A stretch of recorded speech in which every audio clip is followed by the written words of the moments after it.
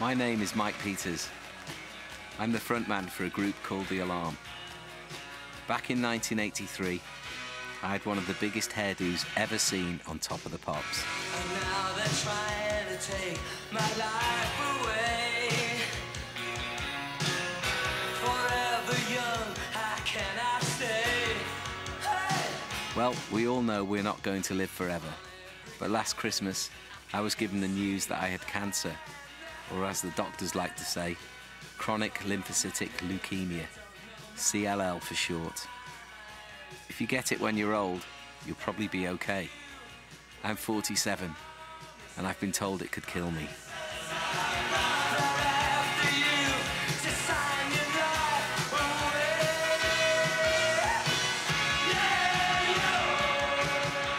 First things I did was get home was start searching up leukemia on the internet.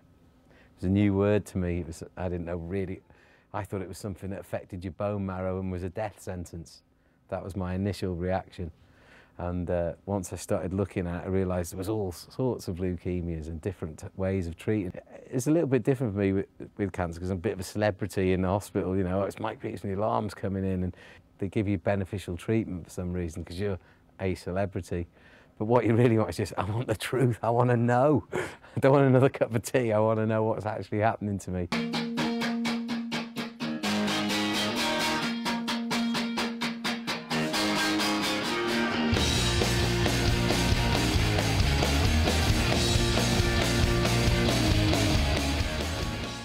It was impossible to get travel insurance for Mike because he had leukemia, so I thought I'd check in with some of the people that I know in Texas and check where some of the hospitals are should there be an emergency, which I was pretty certain wouldn't be the case, but I've learnt always to expect the worst case scenario.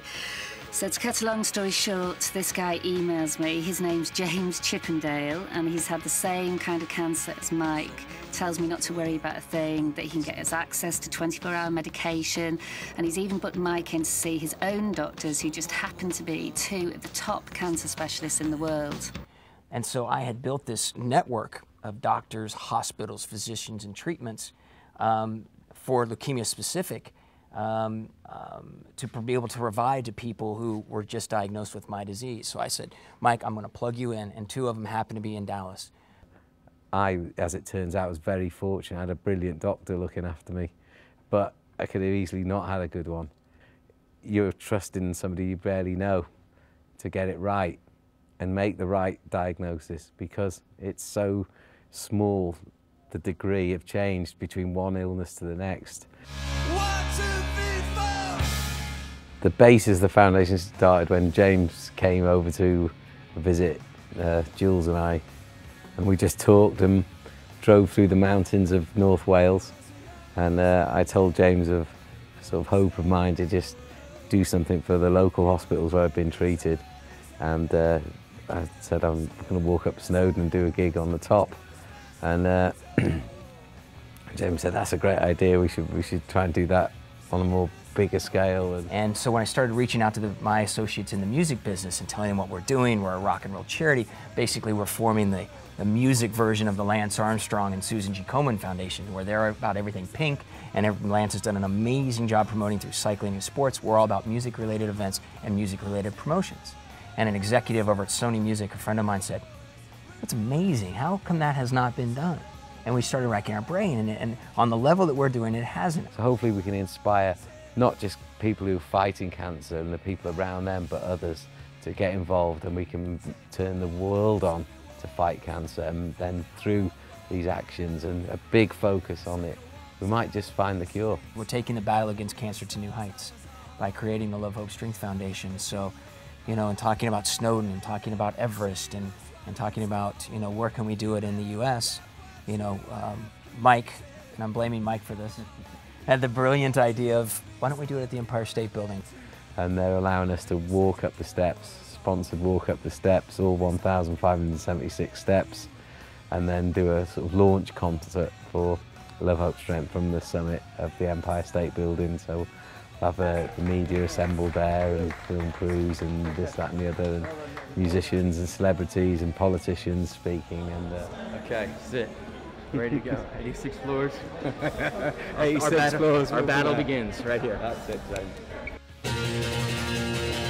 Give me love, give me hope, give me strength, give me someone to live for.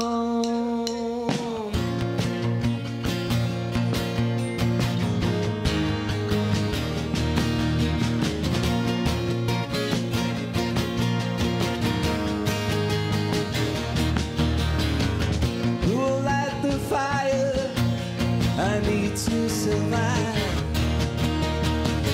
Who'll be the lifeblood coursing through my veins? Like a river flowing that will never change. I need someone I can depend on.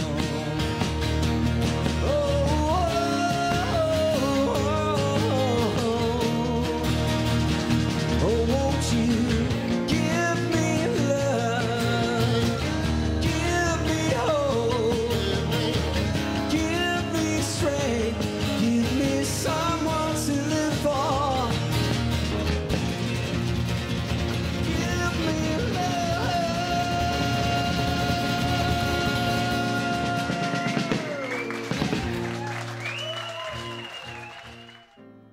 I think that Everest kind of came about. We were just talking about you and I, actually just climbing up Everest, you know, strap on your guitar. Yeah. We'll kind of do it as a celebration of life.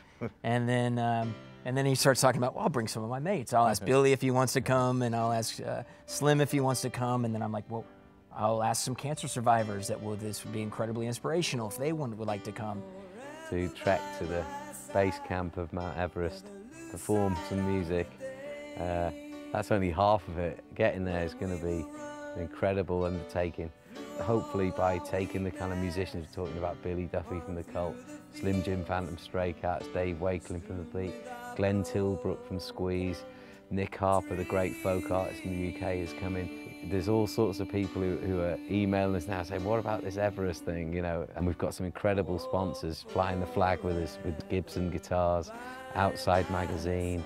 It's going to be an incredible event. We've got DMG Music Group and iTunes helping us, and Apple Computers. So we really are plugged into a great amount of people who've done incredible things in the world already.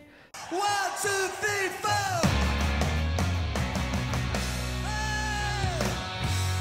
And cancer always seems to be put in the back of everyone's mind and back of the headlines, because I think we've just become used to it.